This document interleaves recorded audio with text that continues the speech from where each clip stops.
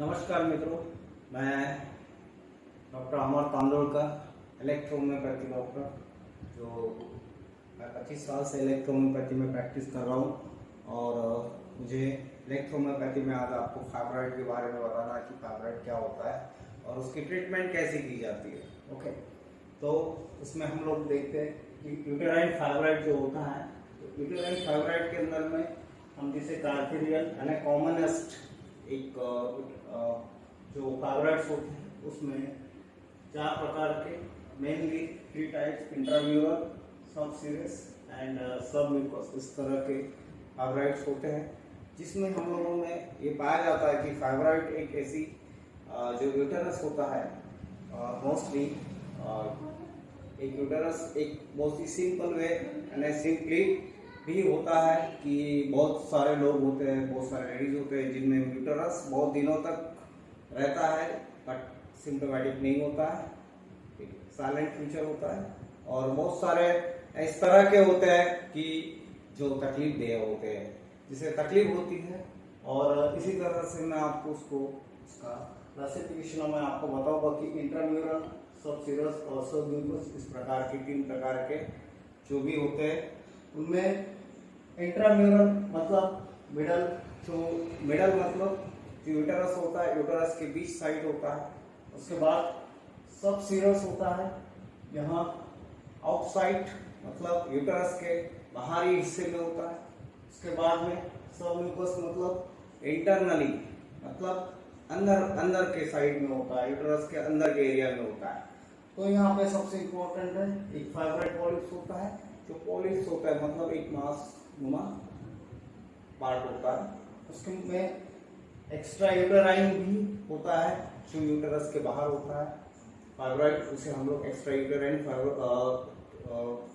जो फाइब्रॉइड भी बोलते हैं। उसके बाद में सिम्टम्स होते हैं, इसमें मेनली आपको जो सिम्टम्स मिलेंगे वो आपको इस तरह के सिम्टम्स मिलेंगे कि जिसके अंदर में यूटेराइन ब्लीडिंग होती है, ब्लीडिंग बहुत हेवी ब्लीडिंग होती है, जिसमें बहुत ज़्यादा ब्लीडिंग आपको देखने को मिल सकती है और पेन देखने को मिल सकता है वहाँ पे। उसके बाद में इनफर्टिलिटी भी देखने को मिल सकती है आपको, और इस तरह से बैकएक भी आपको देखने को मिल सकता है। मोस्टली ये तीनों में इंट्राम्यूरल और आउटसाइड मतलब सब सीरियस का जो फाइब्रॉइड होता है, इससे सबसे ज़्यादा तकलीफ वाला सब म्यूकस इंटरनल जो होता है, इंटरनल साइड होता है, वो सबसे ज़्यादा तकलीफ वाला होता है, या जिसमें डिजेनरेशन के ज़्यादा चांसेस हो सकते हैं। हम लोग बोलते हैं फाइब्रॉइड एक उसका जो ग्रोथ होता है फाइब्रॉइड का, तो उसमें कैंसरेशन भी अगर पाया जा सकता है, लेकिन बहुत सारे मैक्सिमम वो नॉन कैंसरस होता है फाइब्रॉइड, इसीलिए बहुत सारे लोगों में पाया जाता है लेकिन कोई तकलीफ नहीं होती है।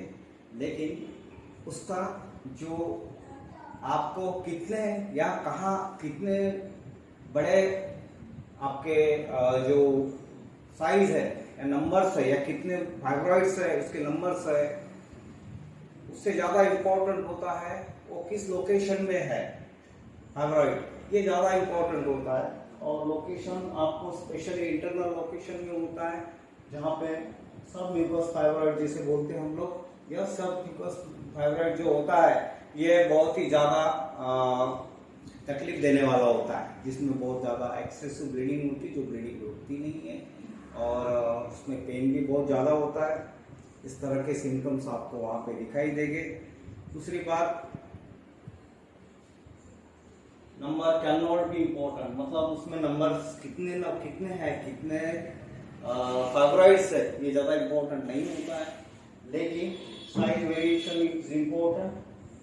साइज वेरी होता है, हो सकता है उसको छोटे से लेके बड़े तक, मतलब नींबू से लेके जो बड़ा बोकड़ा होता है, या जिसे हम लोग क्या बोलते हैं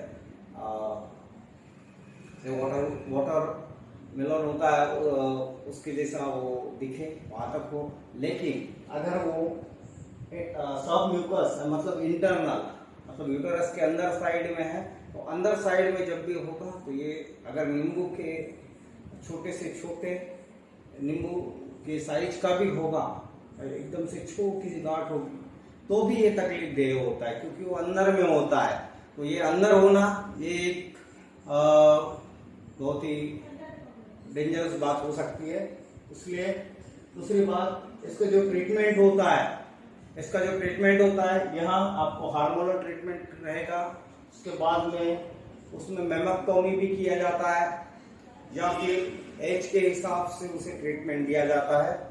अगर उसकी एज अगर कम होती है तो ऐसे केसेस के अंदर में हमें उन्हें मेमोक्टोमी देके भी उस चीज को हम ठीक कर सकते हैं, या फिर मेडिसिन से भी उसे ठीक कर सकते हैं, या फिर बहुत सारे एक सर्जरी भी एक ऑप्शन होता है, जिसमें सर्जरी करते हैं और उसे पूरी तरह से उसे निकाल लेते हैं, और जिसके वजह से बहुत सारे जो आगे फर्दर प्रॉब्लम्स आने वाले होते हैं, जो डिजेनरेशंस या जो जनरेट होने वाले प्रॉब्लम्स होते हैं, वो स्टॉप हो जाते हैं। और इसी तरह से इलेक्ट्रोहोम्योपैथी में इस चीज़ का अगर बहुत ही अच्छा समाधान कारक आपको उसमें रिजल्ट मिलते हैं, और इसीलिए इलेक्ट्रोहोम्योपैथी मेडिसिन इज हर्बल में बेस्ट मेडिसिन।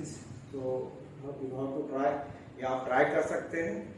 तो इसमें मैं आप लोगों को सिंपल सा मेडिसिन बता देता हूँ कि टिश्यू रेमेडी जो होती हैं, इसके जो टिश्यू होते हैं, मतलब फाइब्रॉइड के जो टिश्यू होते हैं, उसको काटने वाली मेडिसिन C5 होती है, जो कैंसरस 5 मेडिसिन बोलते हैं, जिसे यह मेडिसिन पूरी तरह से उसको डिजॉल्व करने में बहुत ही इम्पोर्टेंट रोल प्ले करती है।